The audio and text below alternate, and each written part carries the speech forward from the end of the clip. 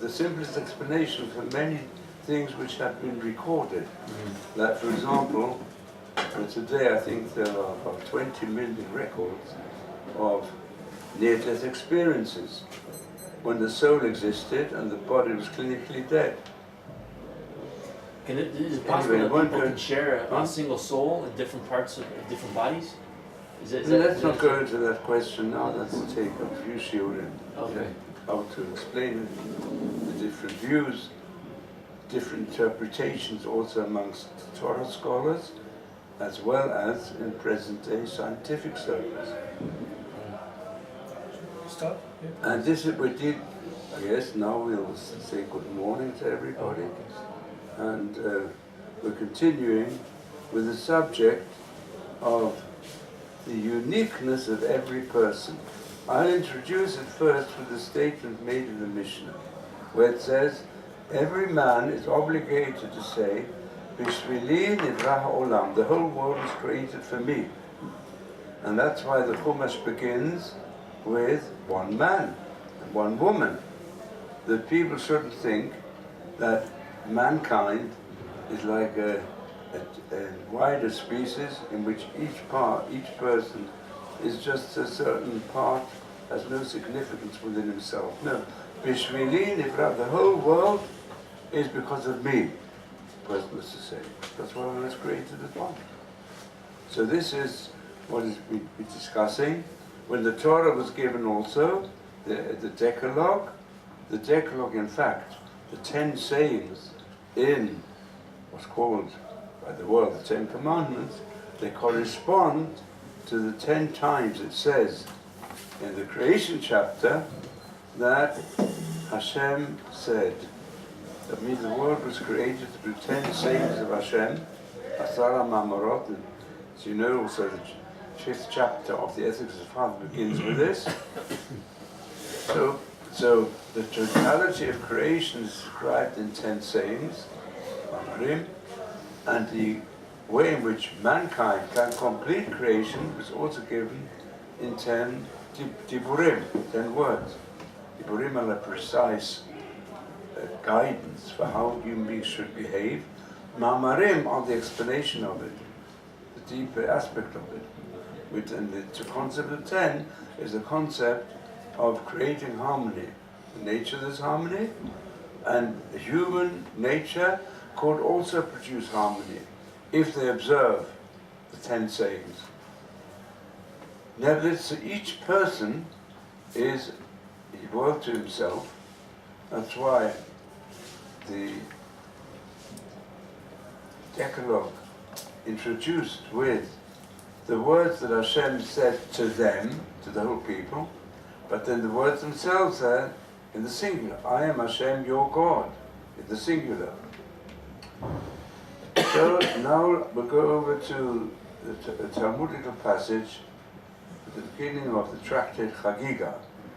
So once you explain, this tractate Chagiga contains what people would call the Kabbalah, contains esoteric chapters and descriptions which are reflected in even a wider fashion in the Zohar, but the basis of it is given in the Mishnah, the Gemara. And there's the following statement, that the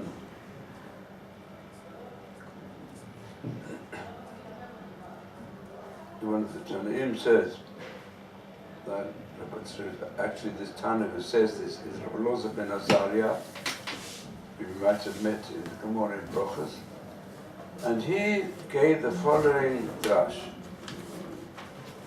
The words of the wise are like goads, and like nails well planted are the sayings of the masters of assemblies, given from one shepherd. This is a verse from the book of Kohelet, Ecclesiastes. Ecclesiastes Kohelet was composed by Shlomo HaMelech, and it contains the deepest wisdom.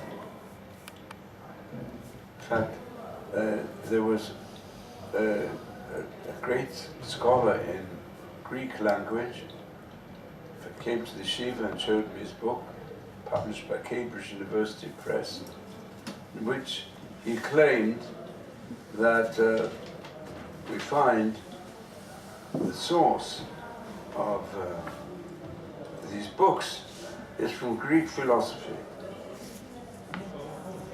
So then I gave a shiur for some weeks in the yeshiva on the book Kohelet, and I found out I did as follows. All the schools of philosophy, from the earliest of the Greeks unto the most modern schools of philosophy, they all hinted at in Kohelet. If you're going to say Greek, why only Greek? Why not medieval philosophy is there just as much? It's the other way around. If one studies the first vestiges of Greek deep understanding and Greek philosophy, they all assume it came from the East. They say that even the alphabet they took it from the East. Which is the East? They took it from the wisdom of Shlomo HaMelech.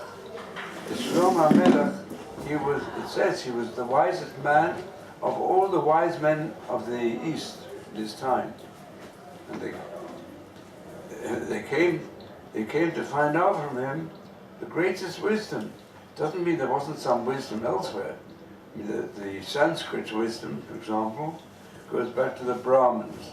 And the Brahmins, we know that goes back, if one studies it thoroughly, to Abraham. It's the same root, this word, Abraham and the Brahmins. And there's certain aspect of deep knowledge which were revealed to Avraham Avinu. The Sefer Yetzirah, the first grammatical book of Hebrew, as well as Kabbalistic book, is called the Book of Creation, mentioned the Gemara also. And it's a tribute to Avraham Avinu. But Avraham Avinu, he spread wisdom all over the world. In fact, it's mentioned in the Chumash. Chumash says that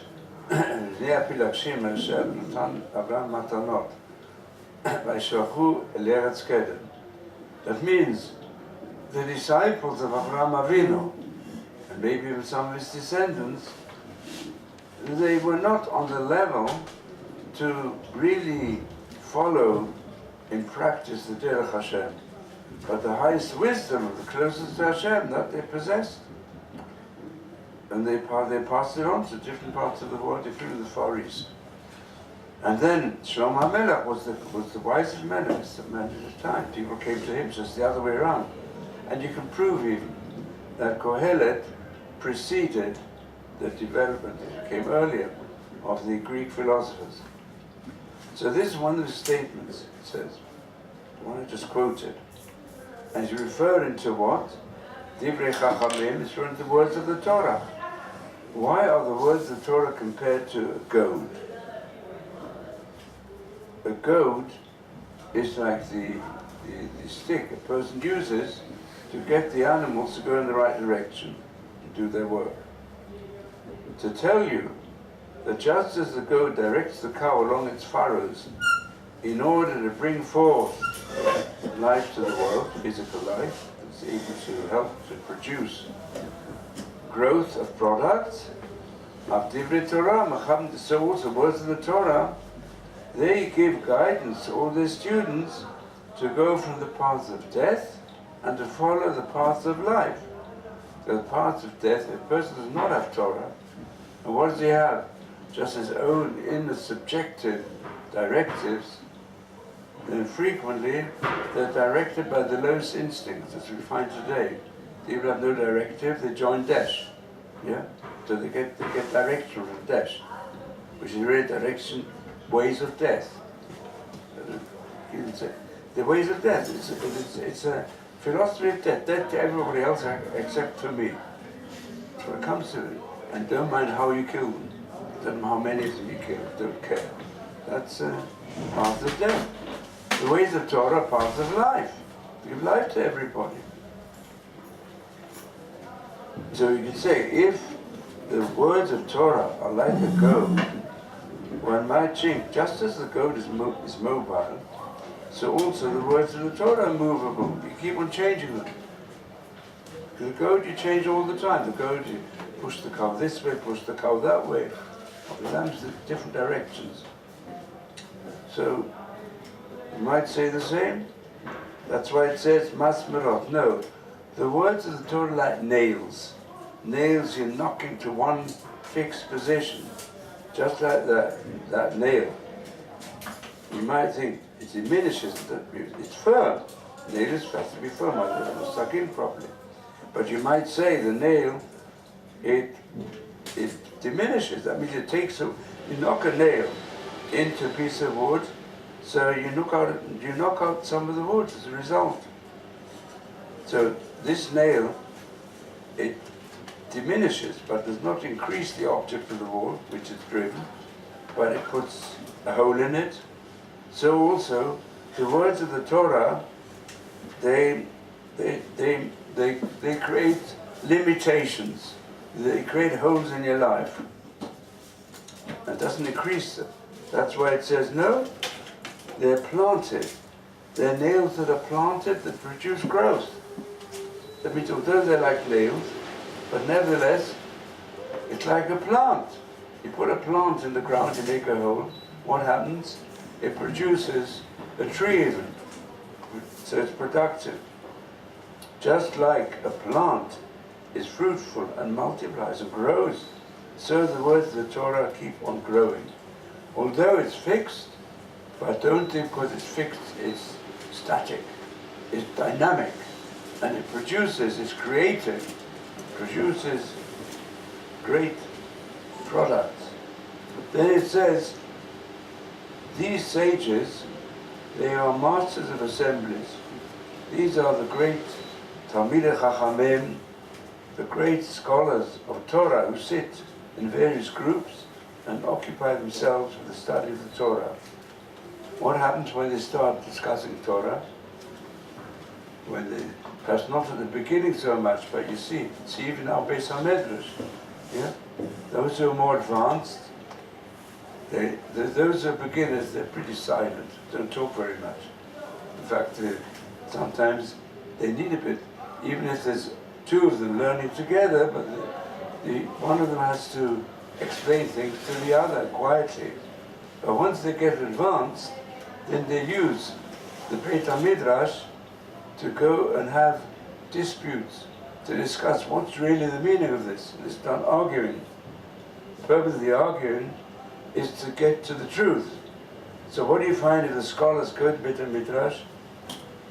There'll be some of them who will say, this object is tamei, it's impure, and others will say it's pure. Some say this food you may not eat, and others will say this food you may eat. So therefore a beginner will say, that menace do, how can I understand? If you start learning Gemara, you see so many Beit Shammai, Beit Hillel all the time arguing, Loza, and Leah, I'm sure, arguments. So who's right? There's so many opinions. Even today also people say, there's so many, I go and ask about a halachic question, and I get different answers from different teachers. Who's right? Who's wrong? What's all the discussion? So you should know, you can still learn Torah, understand it precisely, but how can I do it if every subject is subject to debate and disagreement? That's why it says, Kulam nitnu merech, all of them are given from one shepherd. One God gave them. One God is one God. He gave the whole Torah. And then one leader proclaimed them. For the most of all matters, blessed be. Who was the one man, you tell me? The one man who passed it on? Moshe Rabbeinu. That means what Moshe Rabbeinu said, there's no dispute. Because he was speaking the words of Hashem. As it says, Vaydaber Elokim et kol hadvarim ha'eleh, he spoke all these words. This is a reference, introduction to the Aseret HaDibur. He spoke all these words. The people couldn't even listen to all of them. It's too difficult. The first two they heard directly. The rest they heard through Moshe Rabbeinu. And these words are just the introduction to all the words of the Chumash. So therefore what you have to do, You have to make your ear like a mill hopper. A mill hopper which takes in all the grain. And acquire for yourself a discerning heart, in order to hear the words of those who say, these objects are impure and forbidden, and the words of those who say, these objects are pure and permissible. You've got to listen to both ways. So you have to see the words who prohibit and the words of those who permit it. Now you might still say, so I hear them, but how will I know what's right? So, this is Rabbi Yeshua said to Rabbi Yochanan ben Bekorokah and also ben Chisma in this language, it is not an orphan generation, the generation that Rabbi Lothar ben Azar dwells there.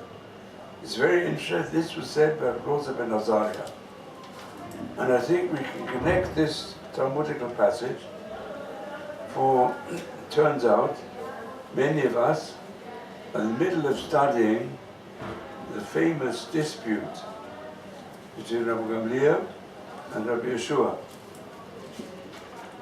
in Brochus, which was the third major dispute between those two great giants of Torah. One of them was the president of the Sanhedrin, and the other one was the father of the Sanhedrin, and Nasiv al-Beddin, and their disputes. And the result was that there are rules given concerning how to decide. I mean, it happened the third time. Most of the Sanhedrin said that really it's too strict on Rabbi Yeshua, and therefore we have to find an alternative to take the place of the president of the Sanhedrin. And in the end, they decided who took his place. Any of you know? Who took his place? Rosa ben Azariah took his place. And Rosa ben Azariah makes this statement here, which you've just gone over. So we have here a very, very important question. We've already spoken about the uniqueness of any human being. Let us say I'm special. And that we've discussed so far. Now we say, how does this apply to Torah? In Torah also we have uniqueness of different people, and of course they come up with different opinions, which have to do with their uniqueness. So how can we fit in the uniqueness of every person and ensure that there should be peace ultimately, which is the key to creating a harmonious society of individuals who are extreme individualists, who say the whole world was created for me. I mean, this applies in every area, including the area of Torah. So I think from the Torah we can find out how to resolve it. How do we resolve Jewish observance when we have so many differences of opinion? What should be the Jewish observance? It's true. The word of God, you can't argue with.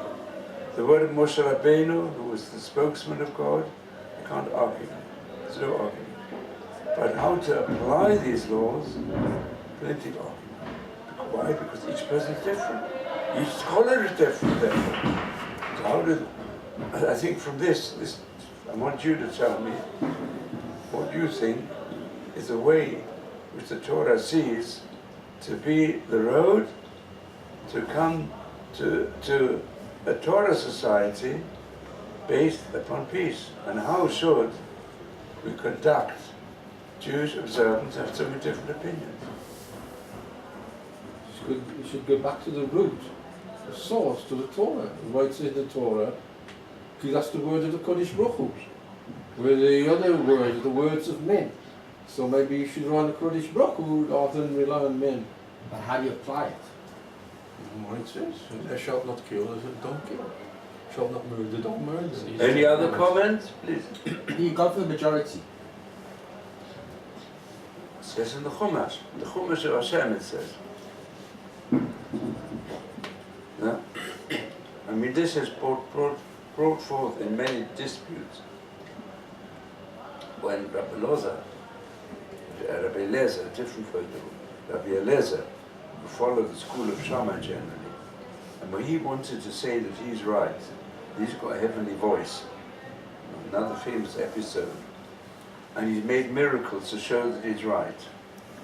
But the Rabbi Shua, quite correctly, got up on his feet and he said, the Torah is not in heaven.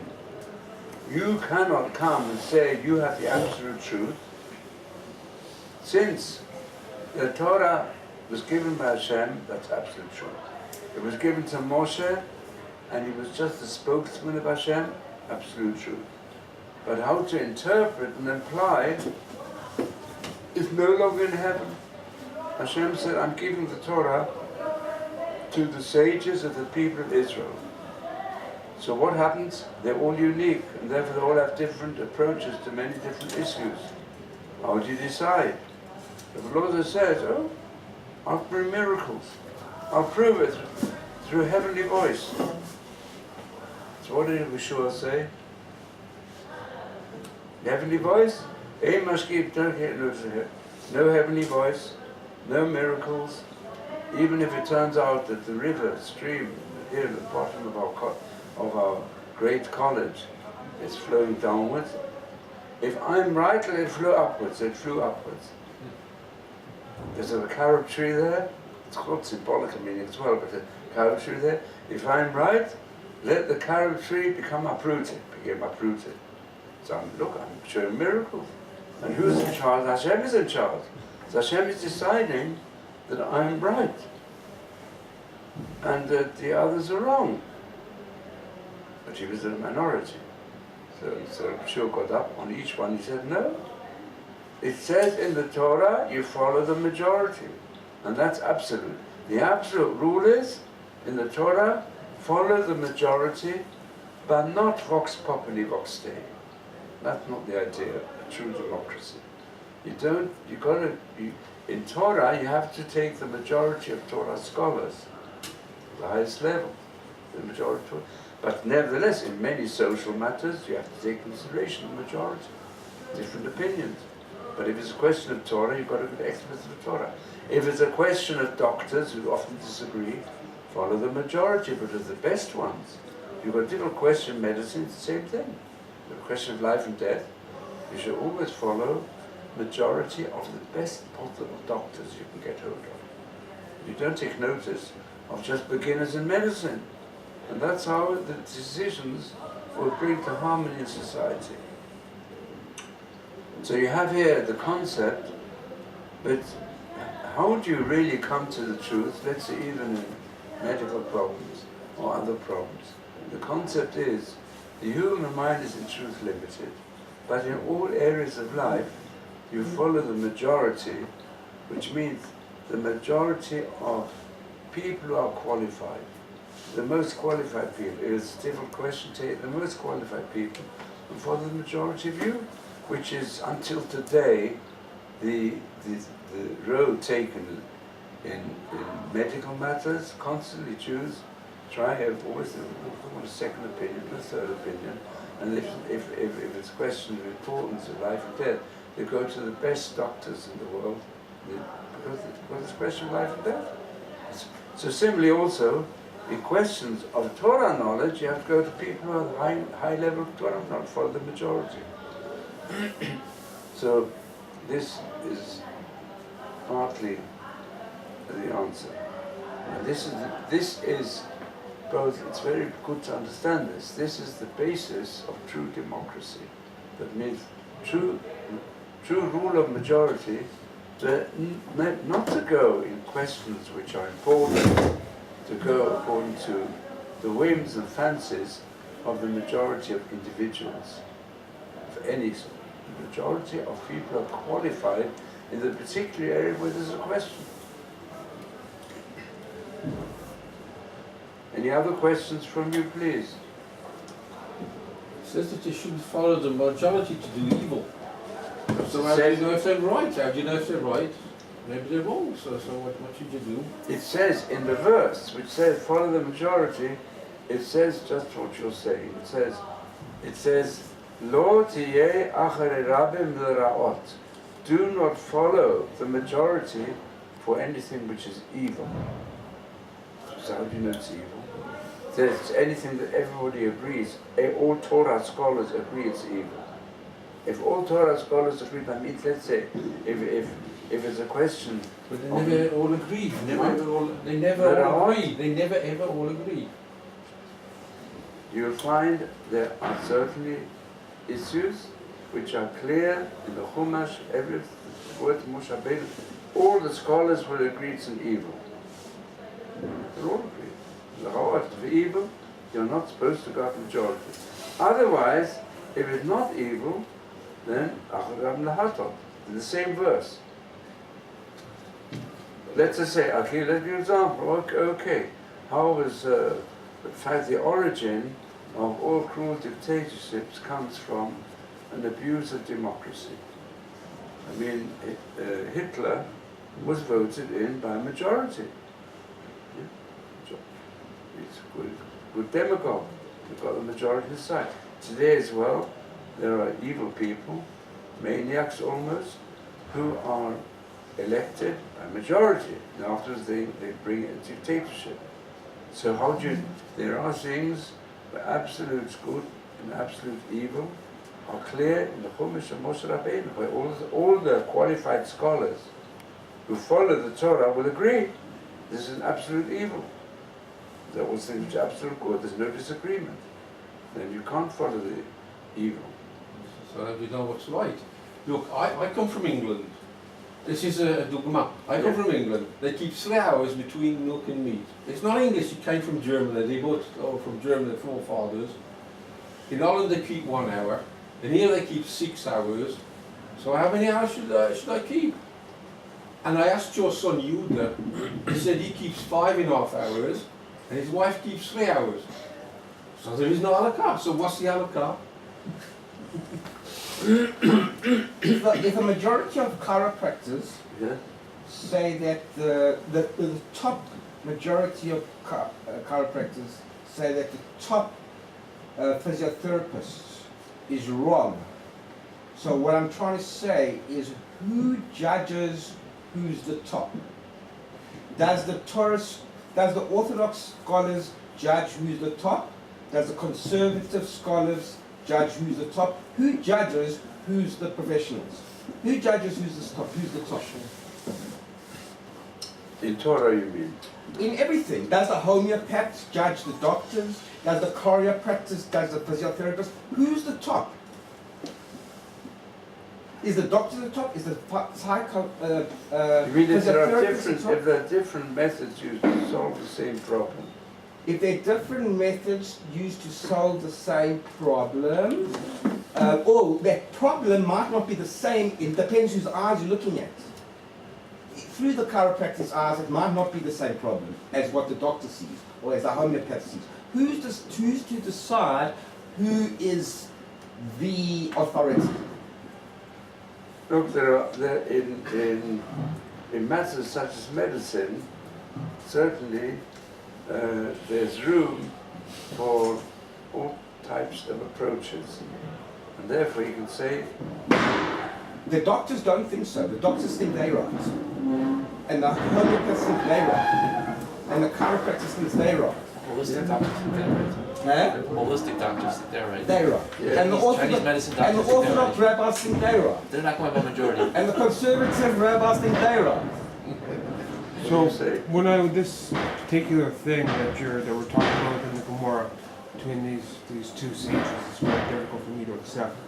So if you have a majority voting on something, and the majority are supposed to be an emissary for Hashem and what Hashem wants down in this world, and they're seeing open miracles that are saying that they're wrong, and that Hashem wants the halakha to be a different way, when Hashem's wisdom is greater and superior, then still insisting that they're right when Hashem has proven to them 3 different occasions that they're wrong, right? And because the Torah is down here in our hands, so the halakha goes like them, and I understand and I agree with this, right? Especially in a time like ours today, where we don't have open miracles and prophecy and we're not on the same level.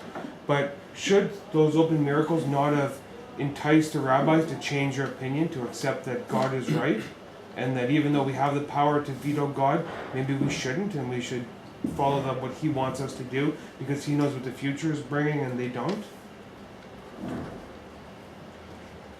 Can you say what's your question? What's your is question? In one sentence. In one sentence. It's very, I would say, What's your question in one sentence? his question is that if God said, made a miracle for, Eliezer? yeah, therefore that must be wrong. So, Although the majority say it's wrong, it's the majority against God.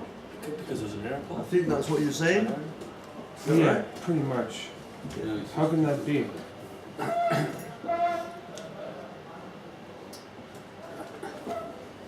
this is so actually the Rambam goes into this. It is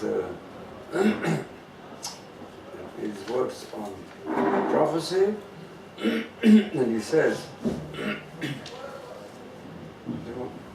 whatever